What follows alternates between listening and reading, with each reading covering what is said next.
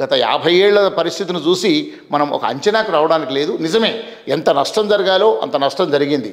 వాళ్ళను బలవంతంగా మతాలను మార్పు చేశారు, బలవంతంగా మన వాళ్ళను ఊచకోత కోశారు, మన ఉండేటువంటి గ్రంథాలన్నింటినీ దగ్ధం చేశారు, మన తాళపత్ర గ్రంథాలు విలువైనటువంటి వేదాంత సాహిత్యాన్ని నిర్వీర్యం చేశారు, వేల ఏళ్ల క్రితం నిర్మించిన అద్భుతమైన ఆలయాలను ధ్వంసం చేశారు.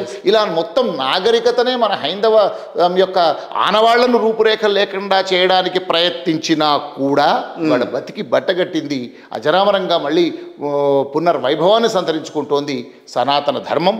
ప్రజాస్వామ్యంలో మన భారతదేశానికి స్వతంత్రం వచ్చాక మనకు వచ్చినటువంటి ఎక్కువ నష్టం, మిగతా అభివృద్ధి అవన్నీ విషయాలు మనం ఏ విధంగా చేసుకున్నా కూడా మతం విషయంలో మన పాలకులు నిర్వహించినటువంటి ద్వంద్వ వైఖరి మనకు చాలా నష్టాలను తెచ్చింది. సెక్యులర్ అనే ఏకైక పదం వల్ల మన హైందవ మతానికి తక్కువ చూపడము, మిగతా వాళ్ళకు ప్రాధాన్యత ఇవ్వడము చేయడం, మిగతా ముస్లింలకు అదేవిధంగా క్రైస్తవులను వాళ్ళను ఓట్ల రాజకీయాల కోసం వాళ్ళకు అనేక రకాలైనటువంటి ప్రాధాన్యతలు ఇవ్వడము, ప్రాముఖ్యత ఇవ్వడము, సంక్షేమ ఫలాలు వాళ్ళకే అందేట్టు చేయడం వల్ల ఒక దశలో మెజారిటీ హైందవులే నష్టపోవడము, మెజారిటీ హైందవులే బాధపడము, మెజారిటీ హైందవులే విదేశాలకు వలసపోవడము, ఇలా అనేకమైనటువంటి పరిస్థితులు ఏర్పడ్డమాట వాస్తవం. కానీ క్రమక్రమంగా ఆ మార్పు వస్తోంది, భారతీయుల్లో చైతన్యం కలుగుతోంది, హైందవ ధర్మం పట్ల అనేక మందిలో ఒక గౌరవ భావం పెరుగుతోంది, పాలకుల వైఖరి కూడా మార్పు వస్తోంది.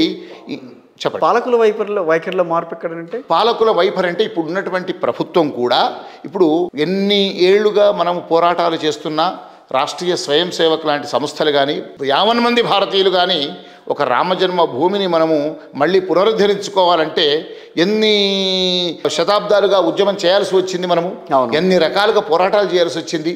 ఇవాళ సగౌరవంగా మనము అద్భుతమైనటువంటి భారతీయులందరూ కూడా సహకారంతో వాడిచ్చిన విరాళాలతో ఇవాళ రామజన్మభూమిని నిర్మించుకోబోతున్నాం. కాశ్మీరు మన చేయి దాటిపోవడానికి జరిగినటువంటి కుట్రలను భగ్నం చేసి మళ్ళీ కాశ్మీర్లో యథాతథ స్థితి, అక్కడ ఒక వైభవమైనటువంటి పాలన ఉండేది, హైందవ సంస్కృతి పరిఢవిల్లింది, శారదా సర్వజ్ఞ పీఠం అక్కడే ఉండేది.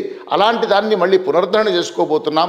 అక్కడి నుంచి దేశవ్యాప్తంగా చెల్లాచెదురుగా వెళ్ళిపోయిన పండిట్లందరూ మళ్ళీ అక్కడికి వెళ్ళి వాళ్ళ జీవన విధానాన్ని యథావిధిగా సాగించే పరిస్థితులు జరుగుతున్నాయి. అంతేకాదు అనేక చోట్ల కూడా ఆలయాల విషయంలో కానీ ఇంకా ప్రజల్లో వచ్చేటువంటి కొంత మార్పు కానీ జరుగుతుంది. అయినప్పటికీ కూడా కానీ ఒక్క మాట అంటాను, మంది గతం ఘనం, ఇప్పుడు పరిస్థితులు మాత్రం అందుకు భిన్నం. అంటే మీరు చెప్తుంది కిషోర్ గారు, దుర్మార్గులు అదేవిధంగా కుట్రదారులు ఎప్పుడు ఉన్నారు, దానికి మనమే బాధ్యులం అని అంటాను. ఖచ్చితంగా మనమే బాధ్యులం. ఎందుకు బాధ్యులం అంటే తిరుమల తిరుపతి దేవస్థానం ఉంది మనకు. ఇది ప్రపంచంలోనే ఒక ఖ్యాతి పొందినటువంటి మహిమాన్వితమైనటువంటి అఖిలాండకోటి బ్రహ్మాండ నాయకుడి ఆలయం. ఆ వెంకటేశ్వర స్వామి ఆలయానికి ముఖ్యమంత్రి ప్రోటోకాల్ ప్రకారం వెళ్తాడు, గవర్నర్ వెళ్తారు, కేంద్ర మంత్రులు వెళ్తారు, ప్రతి ఒక్కళ్ళు వెళ్తారు. ప్రోటోకాల్గా వెళ్ళి కుటుంబ సమేతంగా వాళ్ళ మొక్కులు తీర్చుకుంటారు. వాడు నామినేషన్ వేసేనాడు నేను గెలవాలని వెంకటేశ్వరుని మొక్కుతాడు, పదవీ బాధ్యతలు స్వీకరించాక మళ్ళీ వెళ్తాడు. కానీ వాడు ఆచరిస్తున్న మతానికి ఏదైనా విఘాతం ఏర్పడినప్పుడు, మతానికి ఏమైనా ఇబ్బందులు పడుతున్నప్పుడు అతను నోరు తెరవడు. ఇది మన దగ్గర ఉన్నటువంటి దౌర్భాగ్యం. అంటే నీ మతాన్ని నీ వ్యక్తిగతం కోసం వాడుకుంటున్నావు, కానీ సమాజంలో నీ ధర్మానికి ఏదైనా గ్లాని ఏర్పడినప్పుడు మాత్రం నువ్వు నోరు తెరవట్లేదు. అదే పరిస్థితి మన తెలుగు రాష్ట్రాల్లో కూడా కొంతమంది వ్యక్తిగత స్వార్థం కోసమే ఈ భక్తి అనేటువంటి ముసుగులో వాళ్ళ వ్యక్తిగత అవసరాల వల్ల దేవుడిగా కొలుస్తున్నారు. కానీ అదే సనాతన ధర్మాన్ని పరిరక్షించాలన్న విషయంలో మాత్రం వాళ్ళల్లో ఏకాభిప్రాయం కానీ వాళ్ళల్లో ఒక ధైర్యంగా తీసుకునే నిర్ణయాలు కానీ లేవు. అది కేంద్ర ప్రభుత్వంలో మాత్రం కనిపిస్తుంది. అసలు సనాతన ధర్మం ఏంటి ఇక్కడ? సనాతన ధర్మం అంటేనే మనకు అనాదిగా వస్తున్నటువంటి, మనం అనుకుంటున్నాం కదా, వేల ఏళ్ల క్రితం నుంచి కొన్ని లక్షల ఏళ్లుగా ఈ భారతదేశంలో ఏదైతే కర్మభూమి భారత భూమి అని ఏదైతే అంటున్నామో ఆనాటి నుంచి ఈనాటి వరకు మన ఋషులు అందించినటువంటి ఒక సంస్కార వారసత్వం, ఆ సంస్కార వారసత్వాన్నే ఏమండి, సంస్కార వారసత్వంతో పాటు చేతస్థ వారసత్వం కూడానా? అవునండి. ఇప్పుడు చేతస్థ మనకు వచ్చేటువంటి పెద్దలు, మన పూర్వీకులు, మన ఋషులు అందించినటువంటి ఆ దాన్ని చాదస్తం అనుకోవడము ఈ మతం పట్ల ద్వేషభావం చూపించే వాళ్ళ అభిప్రాయమే అవుతుంది తప్ప సనాతన ధర్మం ఎప్పుడు వాళ్ళు అదే మాట్లాడుతున్నారు కదా, మాట్లాడతారు. దేన్నన్నా చేద్దామనంటే అది అట్లాగే ఎందుకు చేయాలి, ఇలా చేయొచ్చు కదా, మేము ఇలా చేసి బతుకుతున్నాం కదా అని అడుగుతున్నారు వాళ్ళు. ఒక క్రీడలో ప్రావీణ్యం సంపాదించిన వాడు ప్రావీణ్యం లేనివాడు వాడికి చులకనగా మాట్లాడతాడు. వాడికి ఎందుకంటే వాడికి ఆ ప్రావీణ్యం లేదు కనుక, వాడు ఆడరాదు కనుక. ఒక సమర్థుడు, ఒక మహాత్ముడు ఓ గొప్పనైన పని చేస్తుంటే ఏమీ చేతగాని వాడు మాట్లాడుతుంటాడు. ఇక్కడ కూడా ఇన్ని లక్షల సంవత్సరాల నుంచి మనకు వచ్చినటువంటి ఈ సనాతన ధర్మం ఏదైతే ఈ సంస్కార వారసత్వం, ఇంత గొప్పనైనటువంటి ఈ జీవన విధానము ప్రపంచమంతా ఇవాళ ప్రశంసిస్తుంటే అదే పరమావధి, అదే అల్టిమేట్ అని మనం అనుకుంటున్నప్పుడు అది చేతగాక దుర్మార్గపు యొక్క జీవన విధానానికి అలవాటు పడ్డ వాడికి చాదస్తంలాగానే కనిపిస్తుంది తప్ప ఇదే మన జీవనాన్ని నిలబెట్టింది. మన ప్రపంచంలో ఇవాళ భారతదేశం అంతా మన వైపు చూస్తున్నారంటే మన అనాదిగా వస్తున్నటువంటి ఈ సంస్కృతే కారణం, ఈ యొక్క వారసత్వమే కారణం అనేది తెలుసుకున్న వాళ్ళందరూ కూడా ఇంతకు మించింది లేదు అనుకుంటారు. తెలుసుకోలేని వాడు చాదస్తమే అంటారు. నాస్తికులు మాట్లాడుతుంటారు కదా మరి అట్లాగే.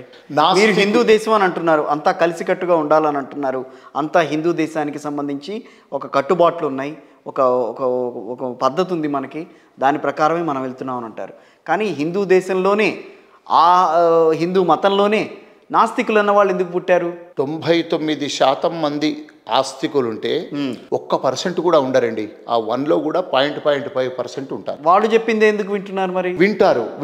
ఇప్పుడు ఈ ఆనాడైనా ఈనాడైనా మీరు కృతయుగం తీసుకున్నా, త్రేతాయుగం తీసుకున్నా, ద్వాపరయుగం తీసుకున్నా, ప్రస్తుతం కలియుగం తీసుకున్నా కూడా కొంతమంది వ్యతిరేక దృష్టితో ఆలోచించేవాళ్ళు, దుర్మార్గంగా ఆలోచించేవాళ్ళు, సమాజాన్ని చిన్నాభిన్నం చేసేవాళ్ళు, చెడును కోరుకునే వాళ్ళ పట్ల కొంత ప్రచారం కానీ సంచలనం కలిగించే విషయాలు ఆనాటి నుంచి ఈనాటి వరకు వస్తూ ఉన్నాయి.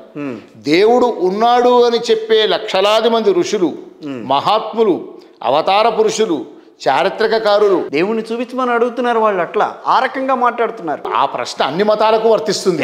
అన్ని మతాలకు వర్తిస్తుంది. అక్కడ మాట్లాడరు, మళ్ళీ మీరు మాట్లాడరు, మనం మాట్లాడాము. ఇక్కడ వాడేంటంటే సార్ ఇవాళ ఒక సంస్కార జీవనాన్ని సాగించలేని వాడు ఆ మూర్ఖత్వంతో, వితండవాదంతో మాట్లాడుతున్నవాడు హిందువులను ఏమన్నా కూడా వాళ్ళు ఏం మాట్లాడరు.